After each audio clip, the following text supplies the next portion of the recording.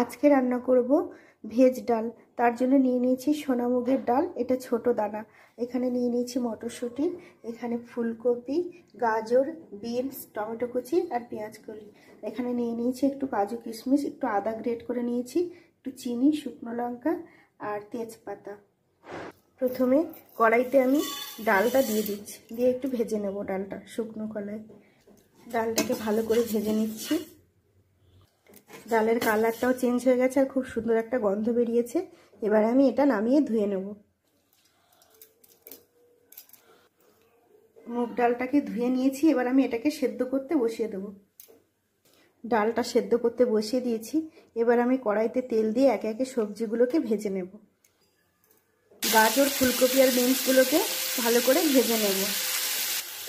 প্রায় ভাজা হয়ে এসছে। এবার এখানে পেঁয়াজ কলিটা দিয়ে দেবো, দিয়ে একটু ভালো করে নেড়ে চেড়ে নিচ্ছি।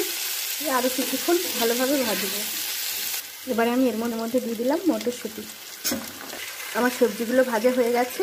এবারে আমি সবজিগুলোকে তুলে নেব। এবারে কাজু আর কিশমিশটা একটু ভেজে তুলে নেব। এবারে কড়াইতে দিয়ে দিচ্ছি 5 ফোড়ন, দিয়ে দিলাম 2 শুকনো লঙ্কা আর তেজপাতা, দিয়ে দিলাম তেজপাতা আর শুকনো লঙ্কা।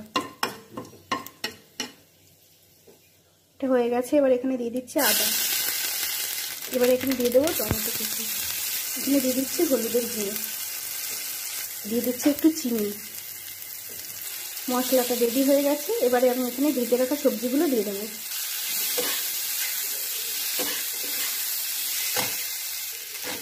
কাজু কিশমিশ সব দিয়ে দিলাম একসঙ্গে।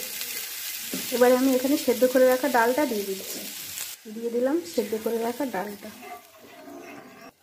এবারে আমি এখানে লবণ দিয়ে দিচ্ছি।